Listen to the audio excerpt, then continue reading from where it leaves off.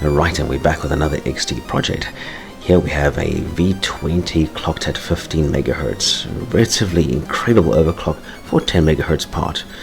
Two Seagate ST251 MFM hard drives, 14 MB each. And here we have a quick overview of the Juko ST12 system board. It's got 60 nanoseconds memory to make this overclock possible. It's got your usual assortment or mixture of 8 and 16-bit cards. So what's really interesting about the system board is that it's based on the Tamarack TD3300A chipset. Now what's interesting is that this is supposed to support up to 15 MHz with 0 wait states. With the original firmware it was able to support up to 1 MB of RAM, but I'm running the Turbo XT version 3.1 BIOS by Miles and John Petrosky. So because of the third-party BIOS, I can no longer use the Juko utilities. The most I can do with the additional 384K of memory is utilize a RAM disk, and with the VGA graphics card installed, that's not going to be possible.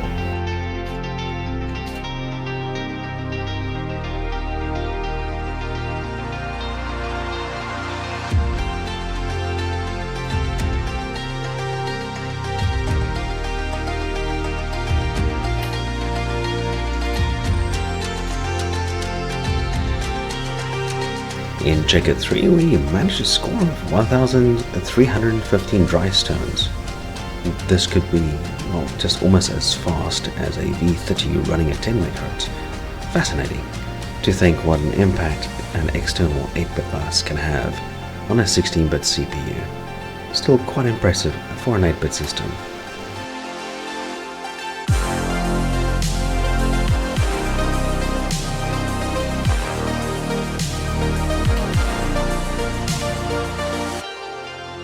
In Landmark 6, it indicates that we're running at the equivalent speed of a 10 MHz AT class machine.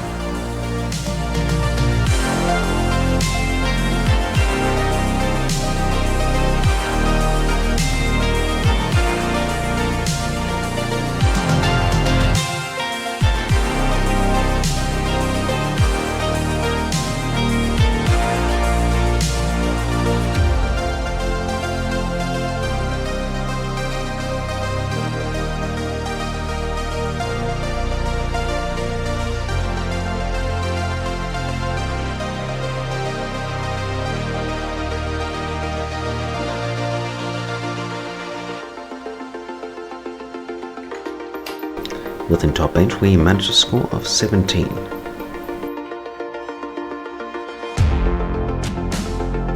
So let's see what a 15 MHz V20 can do in a program such as ModMaster, playing back a variety of module audio files at almost 22 kHz stereo.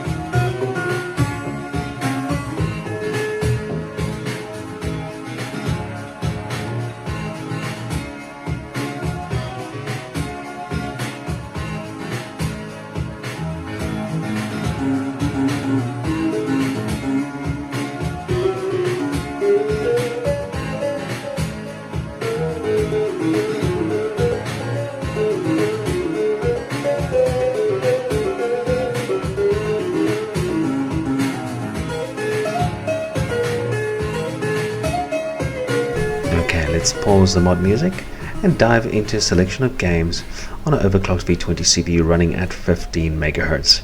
Not quite at 36, but the nostalgia hits just as hard, delivering impressive performance despite the compromise.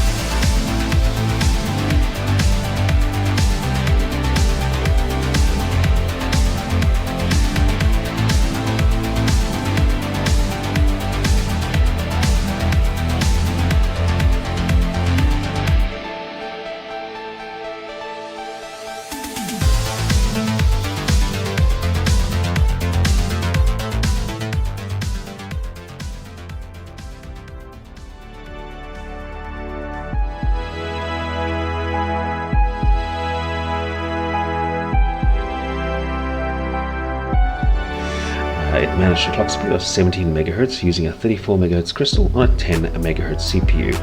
It's set up for 50% do cycle opposed to 33% for 8088 or 8086 based systems. It runs exceptionally hot after a few minutes and quickly becomes unstable. I have no idea what the ISO bus is running at, but I assume that it's well over specifications, or at least a bit faster than 8 MHz. I'll eventually have to purchase a decent oscilloscope to investigate this further, not to mention get my hands on a real V20 HL processor.